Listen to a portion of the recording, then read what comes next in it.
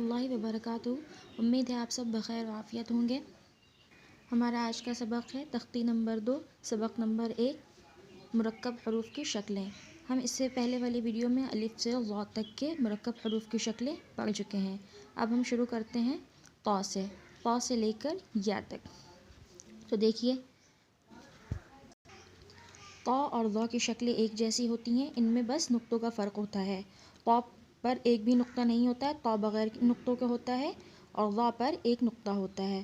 तौ और ज़ा अपने पहले वाले हर्फ से मिलकर भी आते हैं और बाद वाले हर्फ से भी मिलकर आते हैं। तौ अगर अपने बाद वाले हर्फ से मिलकर आए तो उसकी शक्ल इस तरह होती है, तौ ब। तौ अगर अपने पहले वाले हर्फ से मिलकर आए और कलमे का आखिर हर्फ हो तो उसकी शक्ल इस तरह होती है, ब तौ। तौ अगर अपने पहले वाले हर्फ से भी मिला हो और अपने बाद वाले हर्फ से भी मिला हो, यानी कि दरमियान में हो, तो उसकी शक्ल इस तरह होती है, ब तौ लाम, हा तौ, व रा। व अगर अपने बाद वाले हर्फ से मिलकर आता है तो उसकी शक्ल इस तरह होती है, व रा। व अगर अपने पहले वाले हर्फ से मिलकर आए और आखिर का हर्फ हो तो उसकी शक्ल इस तरह होगी, लाम व काफ, काफ व। इसके बाद वाले हरूफ हैं आइन और गैन। आइन और गैन की शक्लें एक जैसी होती हैं। आइन बग़ैर नुक्ते के होता है और गैन पर एक नुक्ता होता है। आइन और गैन अपने बाद वाले हर्फ से भी मिलकर आते हैं और अपने पहले वाले हर्फ से भी मिलकर आते हैं। आइन अगर अपने बाद वाले हर्फ से मिलकर आता है तो उसकी शक्ल इस तरह होती है, आइन शीन। आइन अगर अपने पहले वाले हर्फ से मिला हो और कलमे का आखिर हर्फ हो तो उसकी शक्ल इस तरह की होती है, शीन आइन, आइन दाल। आइन अगर कलमे में अपने पहले वाले हर्फ से भी मिला हो और अपने बाद वाले हर्फ से भी मिला हो और यानी कि दरमियान में हो तो उसकी शक्ल इस तरह की होती है, फ़ा आइन लाम। गैन अगर अपने बाद वाले हर्फ से मिलकर आया है तो उसकी शक्ल इस तरह होगी, गैन लाम। गैन अगर कलमे का आखिर हर्फ है और अपने पहले वाले हर्फ से मिलकर आया है तो उसकी शक्ल इस तरह की होगी, लाम गैन, गैन मीम, मीम गैन। हमारे इसके बाद वाले हरूफ हैं फ़ा और क़ाफ़। फ़ा और क़ाफ़ की मुफ़रद शक्लें तो जुदा जुदा हैं लेकिन इनकी मुरक्कब शक्लें एक जैसी होती हैं तकरीबन। इनमें बस नुक्तों का फ़र्क होता है। फ़ा पर एक नुक्ता होता है और क़ाफ़ पर दो नुक्ते होते हैं। फ़ा और क़ाफ़ अपने पहले वाले हर्फ से भी मिलकर आते हैं और बाद वाले हर्फ से भी मिलकर आते हैं। फ़ा अगर अपने बाद वाले हर्फ से मिलकर आता है तो उसकी शक्ल इस तरह की होती है, फ़ा ता, फ़ा रा। फ़ा अगर आखिर हर्फ होता है कलमे का और अपने पहले वाले हर्फ से मिलकर आता है तो उसकी शक्ल इस तरह की होती है, सौद फ़ा। फ़ा अगर दरमियान में हो यानी कि अपने पहले वाले हर्फ से भी मिला हो और बाद वाले हर्फ से भी मिला हो तो उसकी शक्ल इस तरह की होती है, क़ाफ़ फ़ा सीन। क़ाफ़ अगर अपने बाद वाले हर्फ से मिलकर आया है तो उसकी शक्ल इस तरह की होगी, क़ाफ़ दाल, क़ाफ़ क़ा। क़ाफ़ अगर अपने पहले वाले हर्फ से मिलकर आया है और कलमे का आखिर हर्फ है तो उसकी शक्ल इस तरह की होगी, हा क़ाफ़। क़ाफ़ अगर दरमियान में आया है यानी कि अपने पहले वाले हर्फ से भी मिला है और बाद वाले हर्फ से भी मिला है तो उसकी शक्ल इस तरह की होती है, हा क़ाफ़ अलिफ़।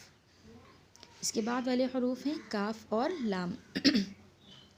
काफ़ और लाम अपने बाद वाले हर्फ से भी मिलकर आते हैं और अपने पहले वाले हर्फ से भी मिलकर आते हैं। काफ़ अगर अपने बाद वाले हर्फ से मिलकर आता है तो उसकी शक्ल इस तरह होती है, काफ़ जीम। काफ़ अगर अपने पहले वाले हर्फ से मिलकर आता है और कलमे का आखिर हर्फ होता है तो उसकी शक्ल इस तरह की होती है, जीम काफ़। लाम अगर अपने बाद वाले हर्फ से मिलकर आता है तो उसकी शक्ल इस तरह की होती है, लाम नून। लाम अगर दरमियान में आता है यानी कि अपने पहले वाले हर्फ से भी मिला हो और अपने बाद वाले हर्फ से भी मिला हो तो उसकी शक्ल इस तरह होती है, बा लाम दाल, खा लाम, लाम काफ़ मीम।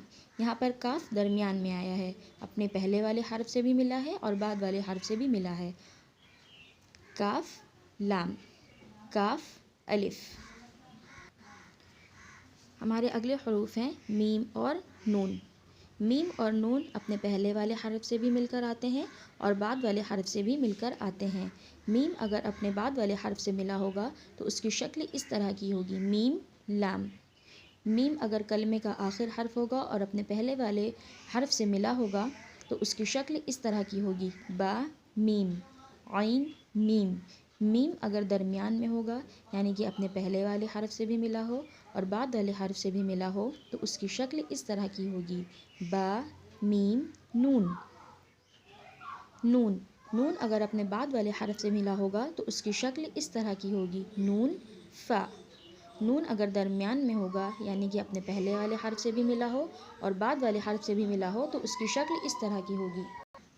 نون اگر اپنے پہلے والے حرف سے ملا ہوتا ہے اور کلمے کا آخر حرف ہوتا ہے تو اس کی شکل اس طرح کی ہوتی ہے کاف نون، عین نون۔ اس کے بعد ہیں واو اور ہا یا دو چشمی ہا۔ واو اپنے پہلے والے حرف سے تو مل کر آتا ہے لیکن اپنے بعد والے حرف سے مل کر نہیں آتا ہے۔ واو اگر اپنے پہلے والے حرف سے مل کر آئے گا تو اس کی شکل اس طرح کی ہوتی ہے سین واو۔ واو کے بعد اگر کوئی حرف آتا ہے تو لکھنے میں اس کو ملا کر نہیں لکھا جاتا ہے واو سین، ذال واو، شین واو۔ اب نیچے ہے ہا۔